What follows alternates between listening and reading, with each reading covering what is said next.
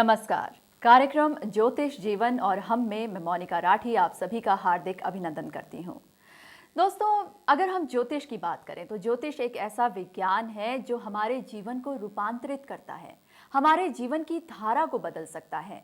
और अगर हम अपने कर्मों की बात करें तो हर इंसान कर्म करता है, पर अगर कर्म हमारे दिशाहीन रह जाते हैं तभी हमारे कर्मों के अनुसार हमें फल नहीं मिल पाता। तो आप ज्योतिष की मदद लेके किस तरीके से अपने कर्मों के फल को अपने जीवन में शामिल कर सकते हैं, किस तरीके से आप ज्योतिष के सहारे अपनी समस्याओं के समाधान प्राप्त कर सकते हैं, यही सब आपको बताने के लिए और साथ ही साथ ज्योतिष का सही ज्ञान देने के लिए हमारे साथ स्टूडियो में वो शख्सियत मौजूद हैं जिन्होंने अनगिनत लोगों का मार्गदर्शन किया है। यहाँ पर मैं बात कर रही हूँ ज्योतिषी अरुण शर्मा जी की। अरुण जी, कार्यक्रम में आपका बहुत बहुत स्वागत है। नमस्कार। नमस्कार। अरुण जी, जब भी ज्योतिष की बात होती है तो बहुत से लोगों का ज्योतिष को लेकर अलग अलग उनकी भ्रांतियां होती हैं, अलग अलग सबकी राय होती है। मैं अगर आपसे जानना चाहूँ ज्योतिष क्या है, क्योंकि इस कार्यक्रम का मकसद है लोगों को ज्योतिष का सही ज्ञान देना, तो ज्योतिष है क्या? सबसे पहली बात यही है कि ज्योतिष परमात्मा का वह नेत्र है जो हमें ज्ञान स्वरूप में प्राप्त हुआ है, जिससे संपूर्ण मानव जाति का हम उत्थान कर सकते हैं। यही वो एक ऐसा विषय है जो जड़ चेतन सभी के लिए एक साथ कार्य करता है। सही मायने में यदि देखा जाए तो सिवाय इस ज्योतिष विषय के और कुछ ऐसा विषय है ही नहीं जो संपूर्ण रूप से मानव जीवन के लिए काम करे। सभी व्यक्तियों के लिए ये ज़रूरी होता है कि वह अपनी सही सही जन्म कुंडली बनाएं। जिन लोगों की जन्म कुंडली नहीं होती है उन लोगों के बारे में विशेष कुछ भी कह सकना बड़ा मुश्किल होता है, लेकिन जब जब ऐसी स्थिति आती है तो हम प्रश्न कुंडली से उनका निदान करते हैं। मतलब जिनके पास उनकी पूरी डिटेल्स नहीं होती, पूरा उनको नहीं पता कि जन्म तिथि क्या है, जन्म समय क्या है, वो लोग भी ज्योतिष की पूरी मदद ले सकते हैं। अक्सर बहुत से लोग इस विद्या से इसीलिए महरूम रह जाते हैं कि उनको लगता है किस तरीके से वो अपनी कुंडली दिखवाएंगे, कैसे बनवाएंगे, कुछ भी तो नहीं पता उनको अपने। देखिए मोनिका, सटीक ज्योतिषी गणना, नवग्रह को पूरा आकलन करके कुंडली बनाना, ये सबसे प्रथम कार्य है जी। यदि हम ठीक ठीक कुंडली बनाएंगे तो आप ज्योतिष के अंदर रोज नई नई परिभाषाएं खोजेंगे। आप देखेंगे कि आपको ज्योतिष कहां कहां से लाभ पहुंचा सकता है, आपके विचारों में कभी वो बातें ना आई होंगी। अक्सर होता क्या है कि यदि हम किसी और का राशिफल पढ़ें, जो कि सामान्यतः अखबारों में सब जगह हमको उपलब्ध है, प्रतिदिन एक राशि, वह हम सभी के लिए कारगर नहीं होता है। दूसरों को बताए गए उपाय भी हमारे किसी काम नहीं आते हैं, हम असफल होते हैं, सफलता हमसे बहुत दूर रहती है। इसलिए हमें चाहिए कि हम व्यक्तिगत रूप से अपने ज्योतिषी के पास जाएं और उनसे इस बारे में परामर्श करें कि हम अपने जीवन को किस प्रकार रूपांतरित कर सकते हैं। रूपांतरण तो हो सकता है, लेकिन हमें मानना पड़ेगा ग्रह करोति राजा ग्रह राजहंती च ग्रह एवं सर्वत्र त्रिलोकस्य चराचरा। कोई भी वस्तु इस पूरे ब्रह्मांड में नवग्रह से अछूती नहीं है। यह हम मानकर चलें या चल कर माने, यह हमारे लिए एक खोज का विषय रहता है। जी, जैसे कि आपने कहा कि पूरे ब्रह्मांड में कोई भी वस्तु ऐसी नहीं है जो कि ज्योतिष से या ग्रहों से अछूती हो। अब अगर हम जीवन की बात करें तो जीवन के किस किस हिस्से पर हम ज्योतिष का प्रभाव देख सकते हैं, कौन कौन से हिस्से को ज्योतिष जो है वो बदल सकता है या एक सही मुकाम दे सकता है? देखिए, इसमें एक छोटी सी बात यहाँ पर है कि यदि हम बहुत पहले से ही, जब किसी बच्चे का जन्म होता है, उसी समय उसकी कुंडली जन्मपत्रिका बनवा करके उसका निरीक्षण समय समय पर करवाते रहें तो हमें जीवन भर कभी किसी समस्या का मुंह नहीं देखना पड़ेगा। होता यही है कि जब समस्या आती है तो हम उसी समय और जन्म कुंडलियों का निर्माण करवाते हैं और अपनी समस्या को अपने ज्योतिषी को बतलाते हैं। वो आपको उपाय बतलाते हैं, आप उपाय करते हैं, उसके बाद हम भूल जाते हैं कि हमें आगे भी इस जन्म पत्रिका का और परामर्श की आवश्यकता पड़ेगी। तो समय समय पर लिया गया परामर्श जो आपको लाभ दे सकता है, वह एक बार का परामर्श आपको नहीं दे सकता। ज्योतिष है तो सभी के लिए, परंतु है व्यक्तिगत रूप से। जब तक प्रत्येक व्यक्ति की, प्रत्येक जातक की यूं कहें कि कुंडली हम नहीं बना लें, उसमें ग्रह स्पष्ट करके, लग्न स्पष्ट करके, स्थितियों का, योगों का आकलन ना कर लें, कुछ भी कहना बड़ा कठिन होता है। ज्योतिष विषय है तो सभी के लिए समान रूप से, परंतु है व्यक्तिगत रूप से। किसी कुंडली का व्यक्तिगत अध्ययन जब तक हम नहीं कर लेते, लग्न ग्रह को स्पष्ट ना कर लें, तब तक हम जो है किसी भी व्यक्ति के भूत, भविष्य और वर्तमान के बारे में साधन नहीं कर सकते। किस ग्रह स्थिति में, किस योग में, किस दशा में क्या प्रभाव रहेगा उस जातक के जीवन पर, ये कहना बड़ा कठिन होता है। तो सबसे पहले हमारे पास एक उत्कृष्ट जन्मपत्रिका हो तो हम आपके जीवन के बारे में। जी, तो इसका मतलब ये हुआ कि जो ज्योतिष है हम उसको ठीक वैसे ही देख सकते हैं जैसे कि कितनी बार हमने देखा है कोई एक इंसान जाता है, डॉक्टर के पास जाता है और अपने रूटीन चेकअप कराता है।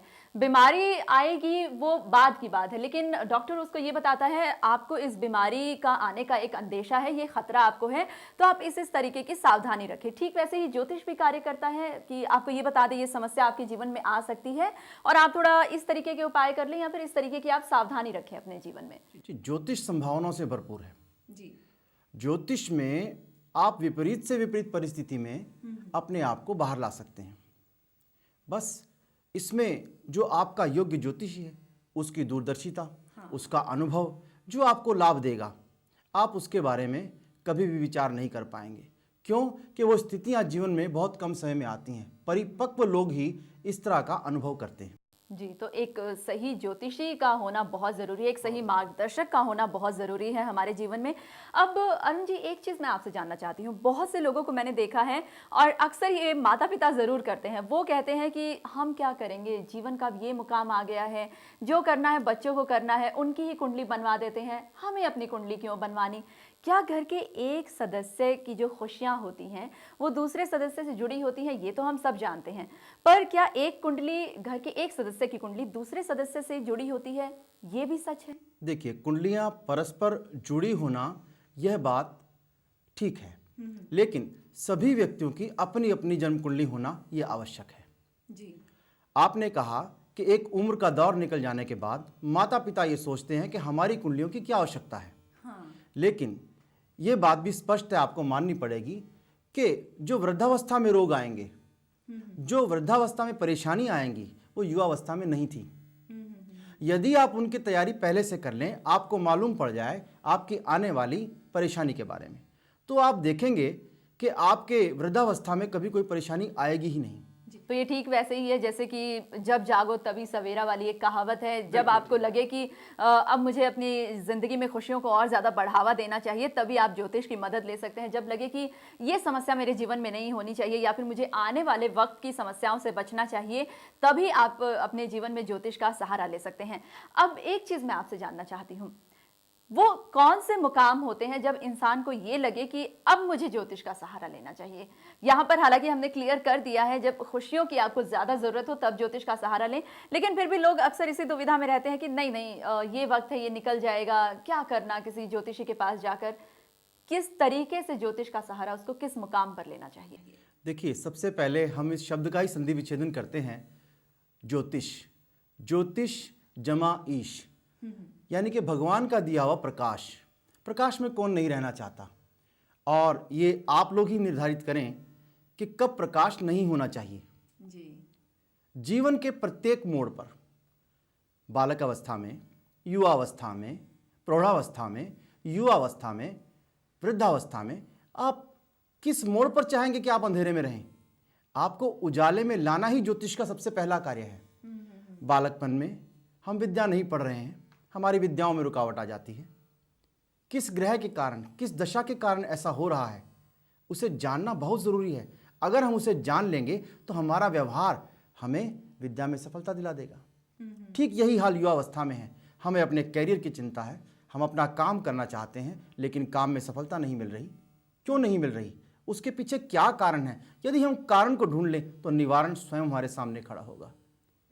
और एक चीज़ और जानना चाहती हूँ, जब भी हम किसी ज्योतिषी के पास जाते हैं, सिर्फ हम ये जानना चाहते हैं आने वाला वक्त हमारा कैसा रहेगा। वहाँ पर हम ये भूल जाते हैं कि भूतकाल में हमारे साथ क्या हुआ था, वर्तमान में क्या हो रहा है। बहुत उपयोगी बात है ये आपकी। इसमें मैं ये कहना चाहूँगा कि जब तक आप भूतकाल को नहीं जानेंगे, आप वर्तमान में ठीक ठीक नहीं आएंगे, उस वक्त तक आप अपने भविष्य के बारे में कोई कल्पना ना करें।